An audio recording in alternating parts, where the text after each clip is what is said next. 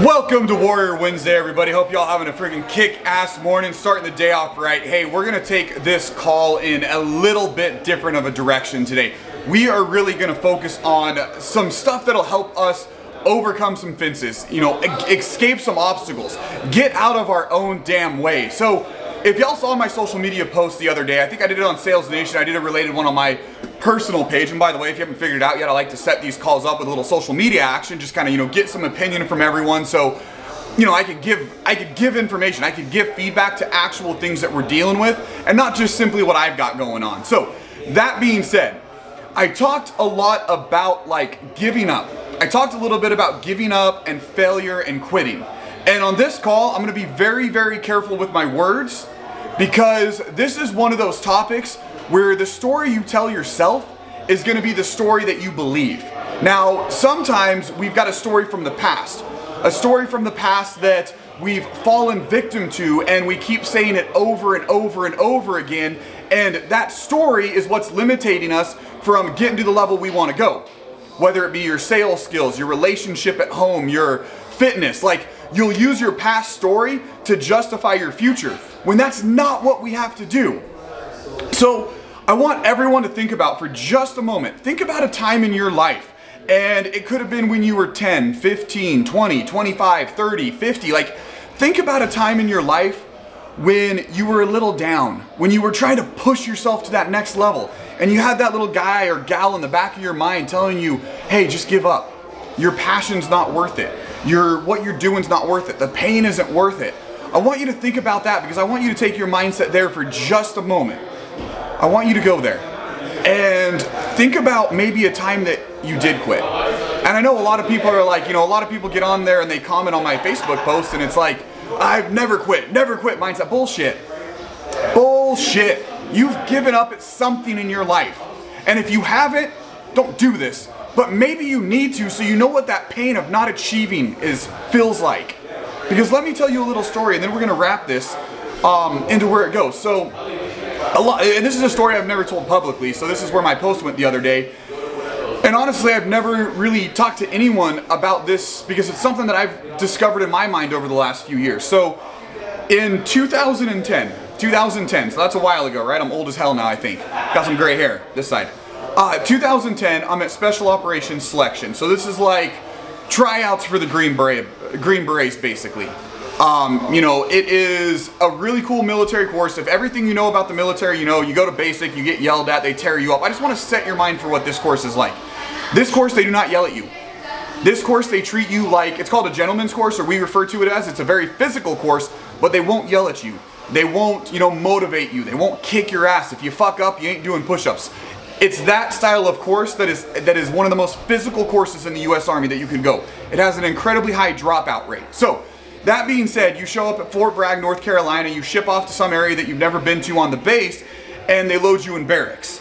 And, you start off the course by no one really talking to you. You get there, there's 400 people around you, and you're all alone for the most part. Now, they put you in little tents, they get you around other folks, and the cadre don't really say too much shit. They have a whiteboard where the instructors are. And on that whiteboard, they would just randomly go write shit on the whiteboard. Instructions for shit that you have to do. So you have to figure out okay, one, we need someone to watch that whiteboard all freaking day and really pay attention. Hey, you guys, get out of here. And really pay attention to what's going on. Because they'll write some shit at 3 in the morning. When everybody's asleep, so you gotta have a fire guard, they're watching it.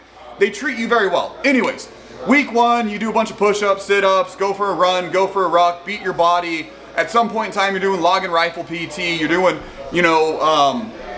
all sorts of dumb shit. And you just break your body, essentially. Week 2 is called land navigation. Over week 2, you'll probably walk about 100 miles with 70 pounds on your back. And that's, added to the 20 miles that you did in week 1. And you're in the woods, you're 100% by yourself. The land navigation course, it's called the STAR course, it starts at midnight and it ends at noon. You are by yourself in the middle of North Carolina. This is not team event. So, I was on my last section of the land nav course, and I'm gonna tell you about a time I quit. And I didn't think I quit because I justified my bullshit. And I'm gonna tell you why I'm telling you the story. At the end, I'm gonna wrap it up, don't worry. So I'm not week 2 of land navigation. I've been doing it for a while. You know, I'd gotten through day 1 of the star. I'd been through the 2 days prior of the practice courses and, you know, all the shit. I'm probably at 70 fucking miles on my feet. And day 2 comes along, I'm just strolling around, you know, enjoying my freaking day, map, compass, doing this shit, and I slip. Wasn't that crazy. Slip, leg goes out, ends up fucking my hip up. Tremendous pain. Well, I kind of did some math in my head, and I had studied the course early on, and it's a course that's got a secret rating to it, so you're not supposed to know anything about it, but it's fucking all over the internet. I'm not sharing any secrets with you guys. So that being said, like I had gotten an idea that I knew you didn't need to get 100% of points. A lot of guys got selected that didn't. They literally watch everything. Like when you have an obstacle course at this course, they have psychiatrists come out and watch how you negotiate the obstacles. They watch how you freeze up and how you go over it. And if you guys have ever been to like this level of obstacle course, imagine a high ropes course that you've been to without a catch net and you're not harnessed in. I mean, there were a couple things. You're 30 feet in the air coming over a ladder and my fucking nuts went into my fucking throat. But they're watching how you deal with it. They're seeing how your mind goes, oh fuck, okay, go. Or do you freeze up? Do you get scared? Do you have to really spend 2 minutes talking yourself into it? So, back to my land nav. I'm out there, I'm hurting, and my leg pops. I fucking slip, leg goes out. And at first I didn't really know what was going on, so you know, I'm trying to walk, I'm trying to just figure it out, and I'm like, fuck man, this is bad. Like I can't put weight on it, I'm having to use my rifle as a crutch. So I finally go find a tree, just to take a little minute break. I mean, you got 12 hours, I got extra time right now. I knew that because I knew my pace count, I knew where I was going, so I knew I had a minute to figure my life out. So I go find a tree, kind of take my rucksack off, you know, give it, you know, maybe 10 minutes without any weight on my back and seeing if I could get back into the game.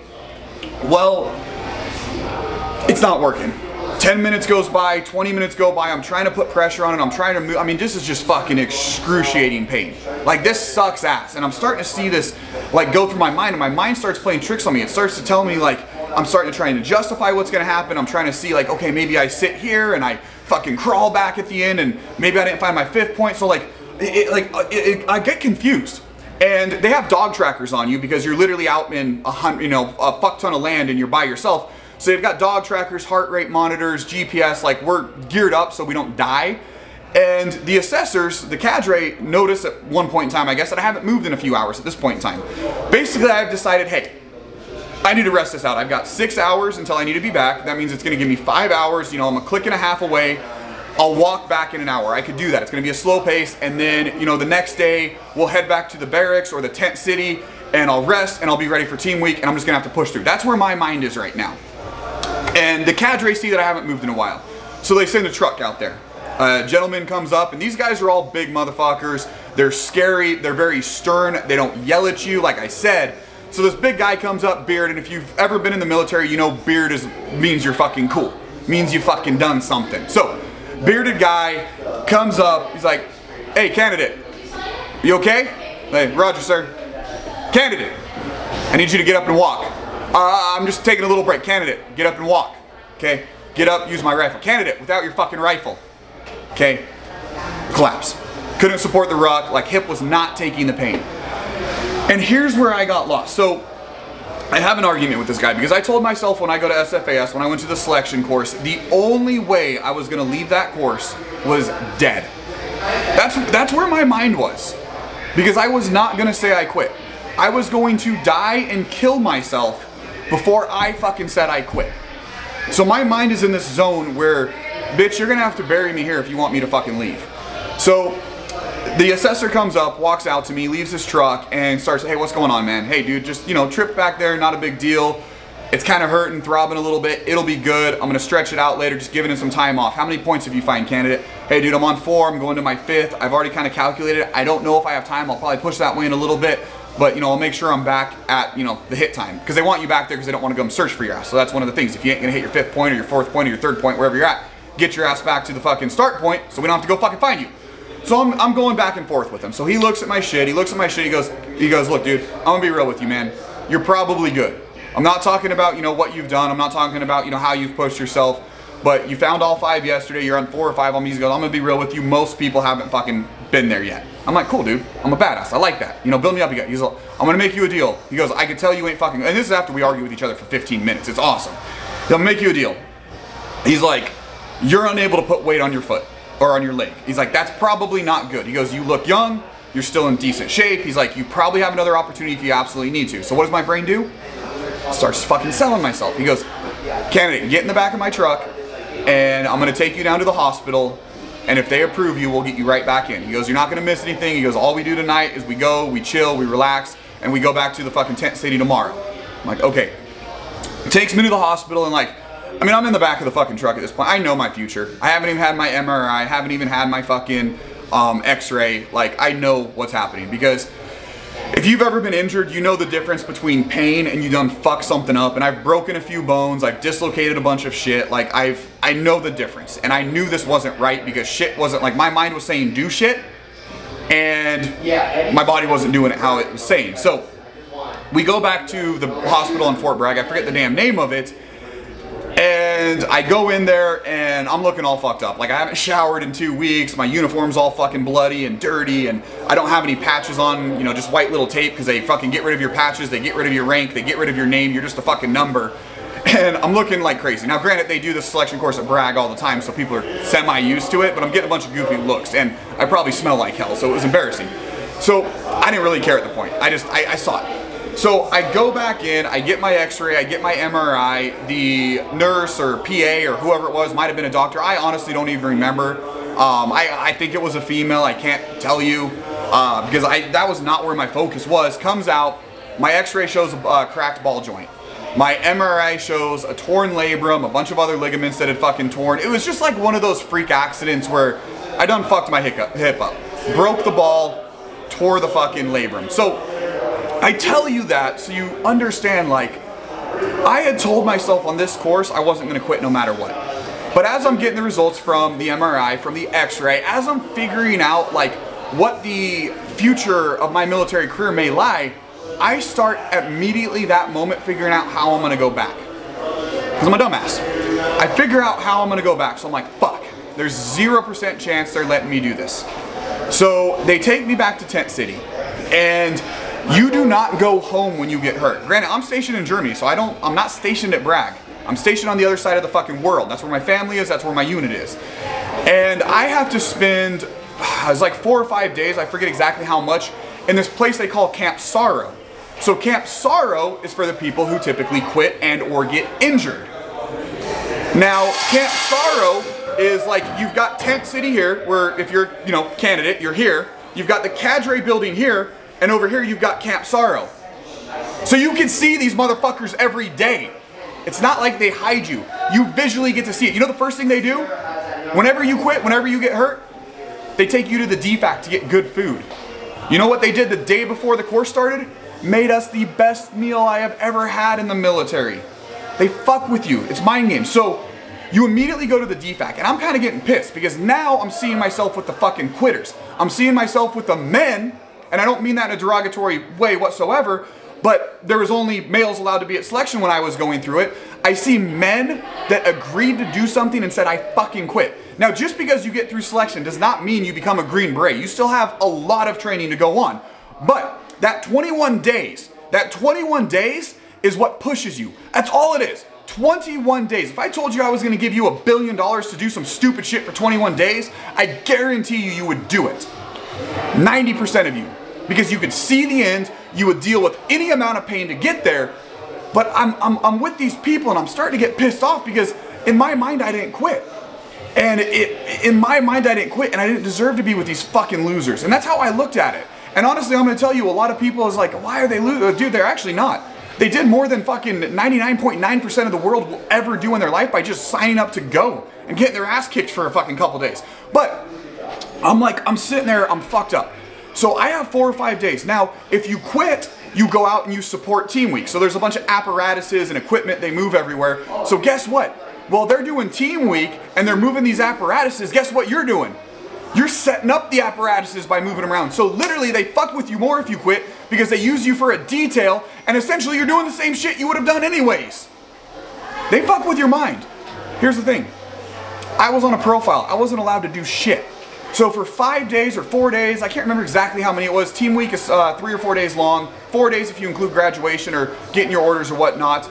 So for 4 days, I literally sit there and I see people leave at whatever, 5 a.m.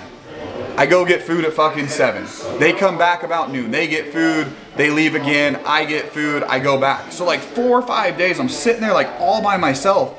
And then my mind really starts racing. Because by day like 2 or 3, I'm starting to be able to put weight on it again. Some of the swelling's gone down. I'm starting to move a little bit more normal. And I'm starting to fuck with myself. I'm starting to say, oh man, was the x-ray wrong? Was the MRI wrong? Could have I pushed? Could have I just shut my fucking mouth, cried, dealt with the pain, like given everything? Because then I'm starting to think about like motherfuckers that got shot in Afghanistan.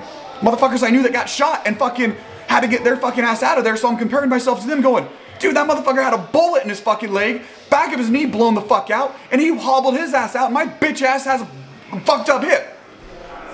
So I didn't know how to justify this. I didn't know how to justify that I got hurt and I didn't make it through the course. And I told everyone, like, I was real. I've never lied about this once in my life, but I never once until recently said I quit.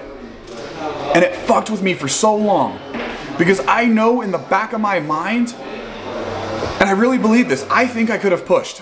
I think that day I could have manned up just a little bit more, man or woman up, whatever you say it is. I think I could have pushed just a little bit harder, dealt with a little bit more pain. Like I had 4 fucking days. But instead, I decided to justify I'll be back.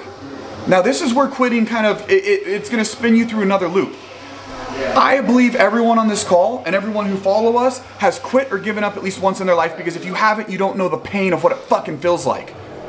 But that being said, the only way that it makes you a loser is if you don't get back on the horse and do something. Now, there are certain things that are good to quit at, like quit dipping about 6 months ago. That was probably something good for me. Got rid of the nicotine. There's also times that you're gonna quit maybe an activity or a job that you swore you were gonna kill it in. And it could be positive if you take it in a positive manner. If you go do something better with it. If you're like, man, you know, I really want to do this art thing, but then I just kind of realized I can't even fucking color in the goddamn line, so the shit ain't for me. So something like that where, you know, go build something else, you maybe go spread your word, like I'm good with that as long as you quit up and not down. However, you can't ever give up on yourself. So here's really where it fucked with me, and I hope this portion of the story helps some of you maybe get past a barrier that you're sitting at. So I go back to Germany, my unit, like if y'all ever been on a fucking 12-hour flight with a fucked up hip, it sucked ass. I get back, I'm still bitter with myself, I'm a little bitch. You know, all the haters are coming out, told you wouldn't make it, bitch, and I'm like, yeah, fuck you. At least I went. Like, the haters are coming everywhere, they exist everywhere in life. And I get back to Germany, and because the Army's so awesome, you know, they put me in physical therapy. I go to physical therapy, you know, the guy puts me on the leg press, I'm doing a decent amount of weight. He's like, what the fuck's wrong with you? Like, did you not look at my file, dude? I've got a torn labrum and a gray. He's like, I can't fix that with physical therapy. I'm like, I fucking know, I'm checking the blocks. That's how the Army works. It's socialist medicine, it's free. Yeah, you gotta go through all the blocks. It's a pain in the ass. So, I finally get to the point where they're gonna kick me out of the Army, physically, medically discharged. This is 2011. I got out in 2016, by the way. 2011, they're gonna medically discharge me, and I'm like, no. I'm fucking 22 years old, or something like that. 21, 22, I think I was 22. 22 years old, there's no fucking way you are kicking me out of the Army. Fuck you. I mean, literally, that's the conversation I have with an officer and a doctor. Not fucking happening, dude. I got goals, and I'm gonna fucking hit them. He goes, I get a second opinion from basically his boss. And the guy's like, dude, there's one person in the world that I'll let perform this surgery. This guy, and I don't remember his fucking name, but if you, back in the day, if you Googled West Point, so the US Army Military Academy where they got the footballing team, this guy actually, his name came up on Google Maps. That's his level of being a fucking orthopedic doctor, surgeon. He was, I want to say it was like a 8-10 month waiting list or some shit that I had to wait, busted ass motherfucker, like with my shit hurting every day to go see him. Back hurting, hip hurting, like I had to wait a long time because he had such a, you know, fucking long thing. His big thing is like, obviously West Point's got like football players, right? So when you hurt an Army officer, they don't want you to fucking, you know, lose your Army contract. They want to use your ass. So the orthopedic dude, this guy is the best. Like one of the best, not in the nation, but in the world for orthopedic surgery. So I fly, you know, 8 months, 10 months later, I go see him, and the guy sits me down, he's going over everything, going over my chart, and he's like, hey dude, I just want to ask you, what do you plan on doing when I do the surgery? I'm like, I'm going back, bitch. He's like, man, he goes, I want you to realize this one thing. He goes, right now, I ain't fixing shit. He goes, right now, you need a hip replacement maybe by the time you're 45 if you're lucky. That's how long you're gonna make it. Maybe 45 if you can endure the pain and you wanna deal with it. He goes, I'm gonna give you till 65. He goes, that's all I'm fucking doing. He goes, you will need a hip replacement someday. I go, okay. So can you fix it so I can go back, dude? Like, I'm 22, I'm stupid. But I had a goal. And he basically is like, I mean, he's on orders. He's got to fucking do it. He can't tell me no. He just basically says this. He goes, hey, look, man, I'm gonna tell you this. He goes, that 1 year of fucking training that you're about to go through, he goes, I think you'll go through it. He says, I'll fix you. He's like, I'll get you ready. He goes, that 1 year is gonna knock 10, 20 years off your fucking hip. He goes, and when you come back, he goes, if you injure yourself again and come back, he goes, the only thing I can do at that point in time, repair it one more time and tell you I told you so, but there is no chance you'll ever be able to. I'm like, okay, fucking do it.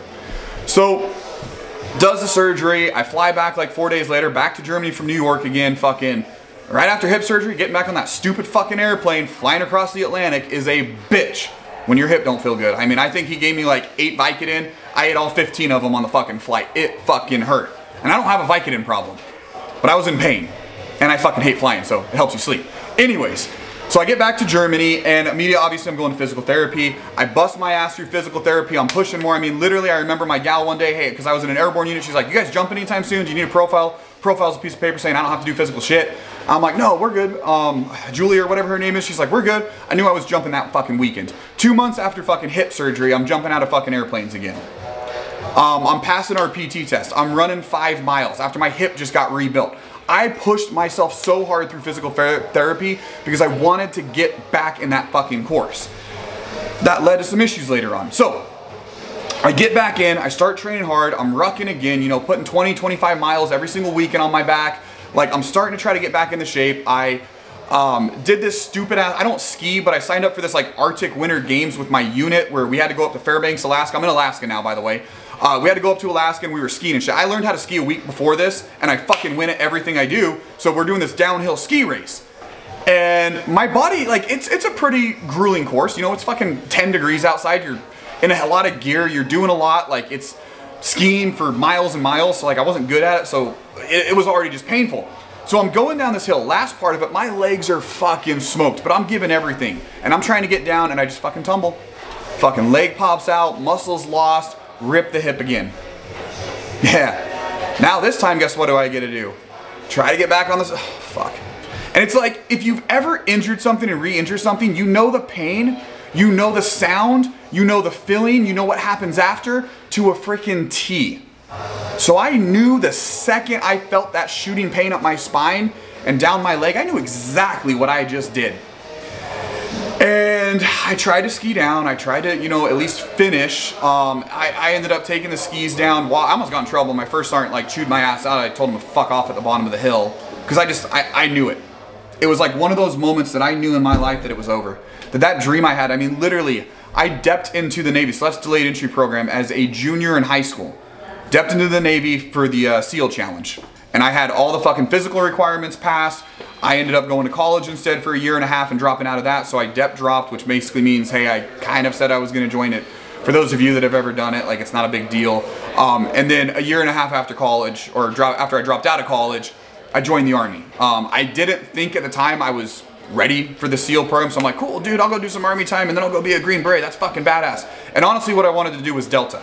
So I was training up to actually go to CAG selection or Delta selection the second time because that was my ultimate goal and I knew I had one opportunity. So I fucked myself up again. And at that point, I knew everything was fucking done. I knew I was gonna get medically boarded. I knew I was gonna get medically discharged.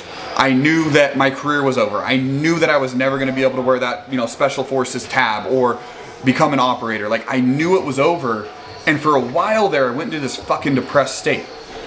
I went into this state of being a little bitch. I actually refused surgery for a long time because I was delusional that I could get myself fixed.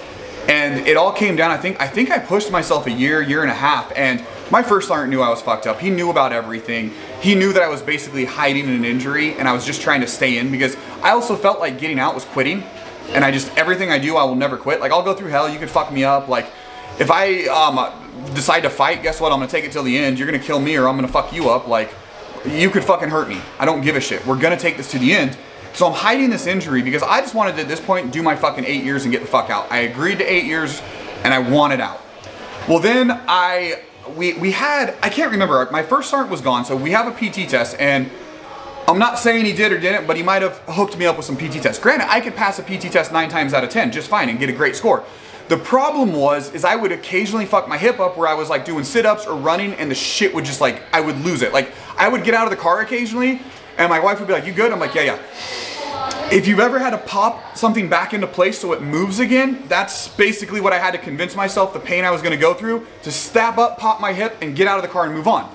So I'm doing sit-ups on a PT test and fucking, you know, 20, 21, 22, 23, 24, just knocking them out, fucking bam, bam, bam, and then all of a sudden I hit like 36. 37. The hip, not working.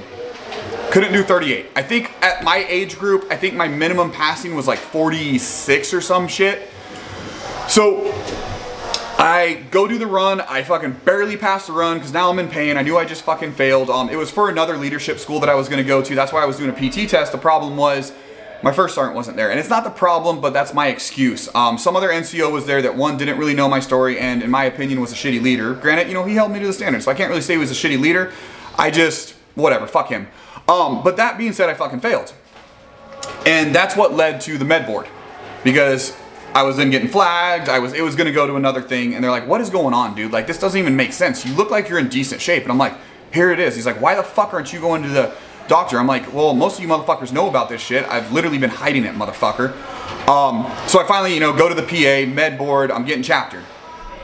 And here's where, and this was like a PTSD moment for me in a way, without, you know, downgrading like actual, you know, Afghanistan or fucking, you know, battle bullshit. But there's all this like shit that we tell ourselves in a different way. And this is where I got lost in myself for so long. Because until recently, like I told you guys, and this is the first time I've ever publicly talked about this, until recently, I've never said I quit selection. That's probably within the last maybe year or so that I've actually said those words. I did get medically dropped. I did not ever say I quit, but I really think I could have pushed myself. But I think I started to justify a little bit of, hey, even before the assessor came up, hey, I'm 22, I'll be able to get back in this, I'll be able to heal, I'll be able to come back, blah, blah, blah bullshit. And I think if that one time I took an opportunity, not thinking the shit was gonna get better, not thinking I was gonna overcome, not thinking that, but if I just pushed it, like what is the worst thing that happened? I fucked my labrum up a little bit more, I cracked my ball joint, like, I look at that and I go, dude, you would have been in the exact same place, dumbass.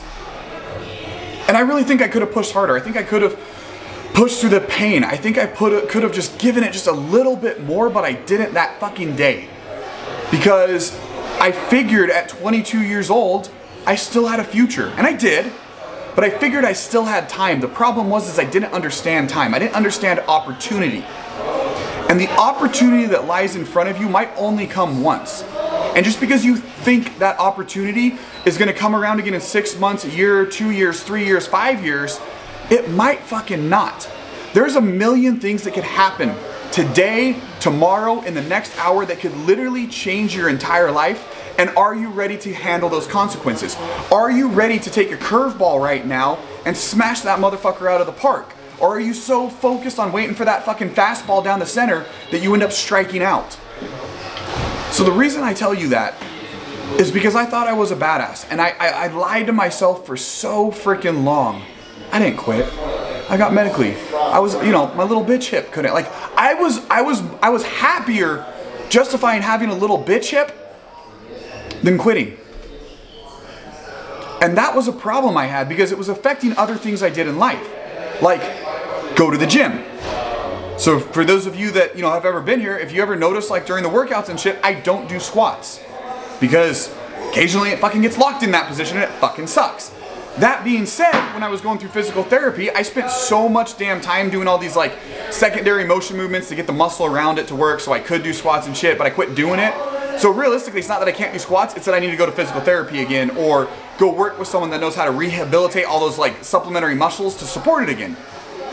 And it was the idea that I gave myself an excuse to get out of something.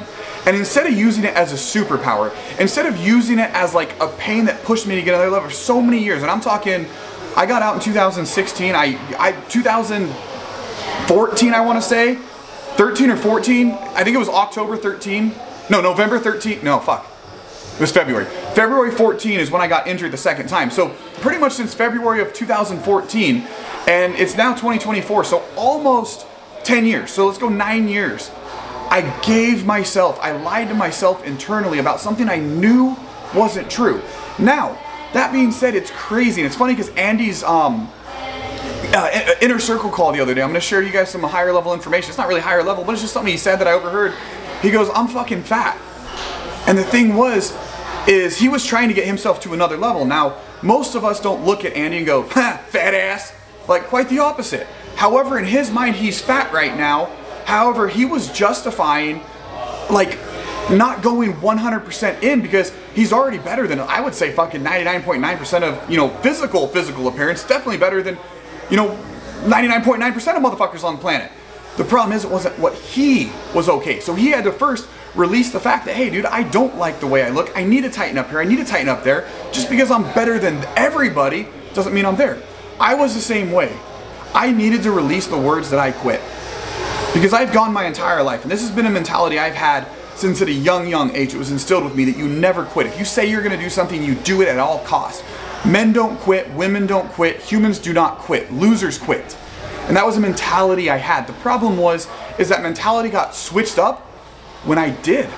And maybe I could have done more, and I couldn't just admit that, man, I don't remember the pain exactly back in 2011 that I was in, and I don't actually truly know if I could have, but I think I probably could have. I think I probably could have at least taken another quarter mile, maybe at least a half mile. And then what do you know, a half mile before you even know it, you're at 4 or 5 miles. But I sat under a tree, and I gave myself 10 minutes. And that 10 minutes turned into an hour. That hour turned into 3 hours. That 3 hours turned into alerting someone else. That turned into a fucking assisted ride to a hospital. That turned into a mindset of I've got time. That turned into a mindset of there's gonna be another opportunity. I won't fail again. I never got that second opportunity fully. I was ready for it. I had gone through the psychological evaluation. I took they actually, for this course, you have to go to an IQ test, like a true 8-hour fucking IQ test with a psychiatrist. Fucking scored very well on all of that. Passed their PT test. I was just waiting on my actual date. They do it twice a year. It's out in West Virginia. It's like the state line of Virginia, West Virginia or something. It's badass fucking course. Very few, like people think, you know, Green Berets, like very few motherfuckers even get the opportunity to attend it. I was there. I could smell it. I was just waiting for my turn. And shit happened.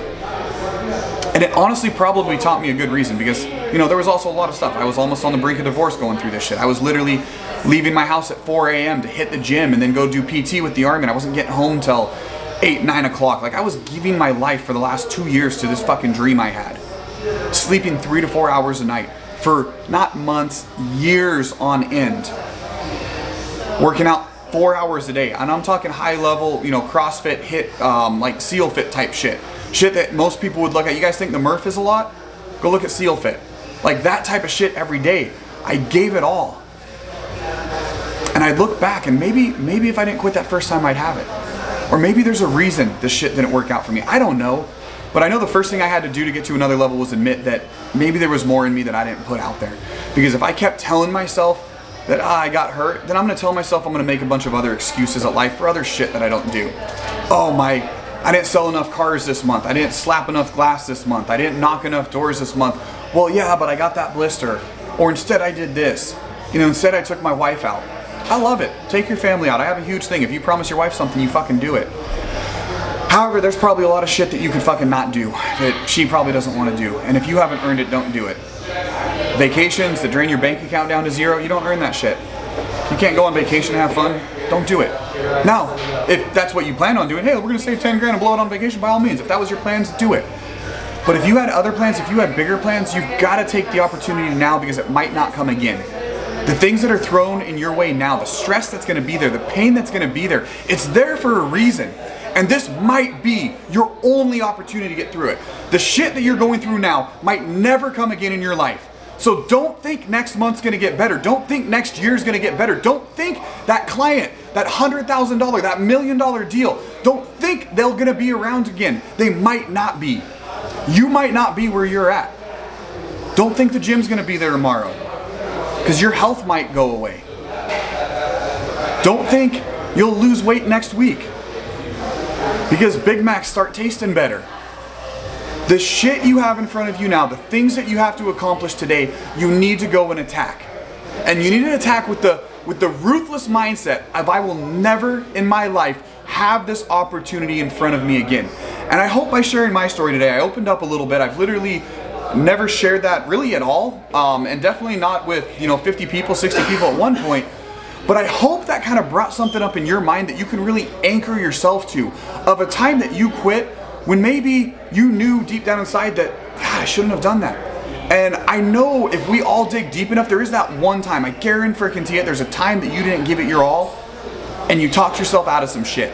Or maybe you didn't even take a step toward it, and that haunts you more. I've had times, I'm not gonna share them, but I've had times in my life too, where I thought of something that was a great idea, and I failed to step toward it. I didn't have the balls to do it. There were other things that were more fun. I mean, fuck, think about stocks.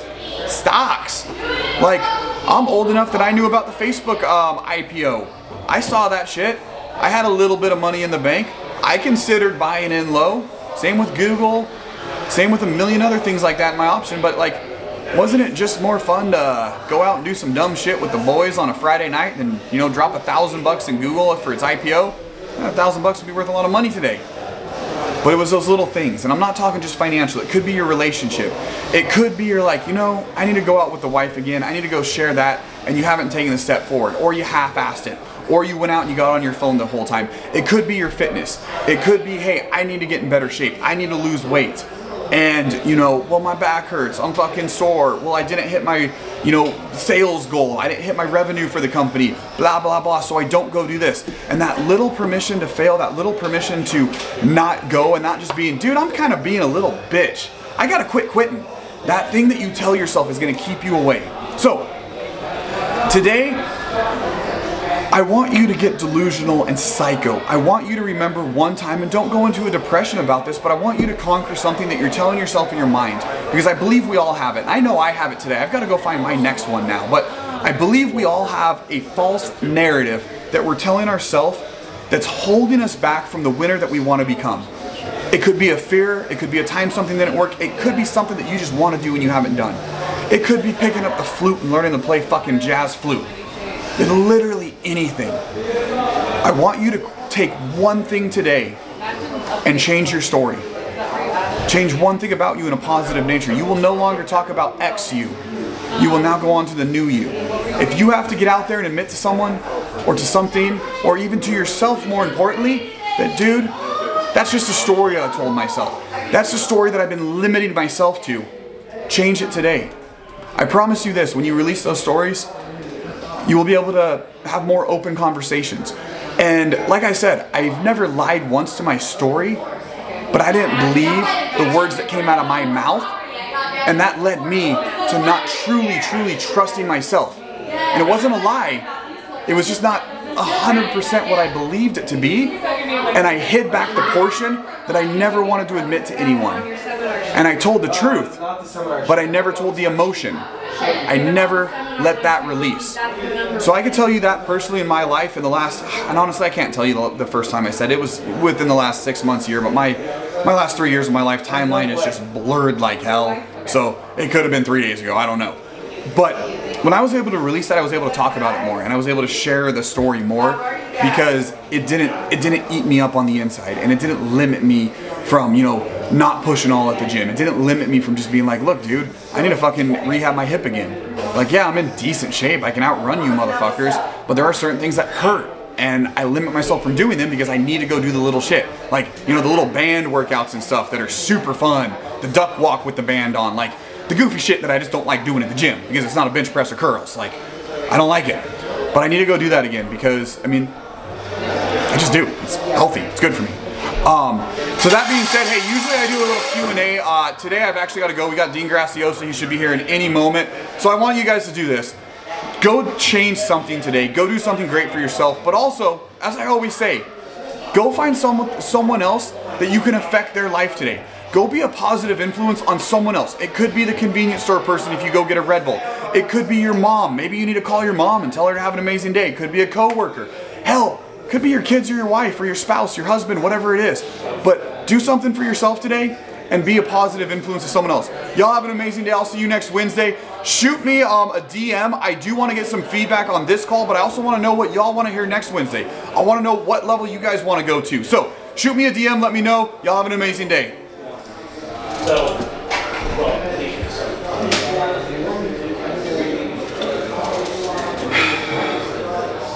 I'm sweating.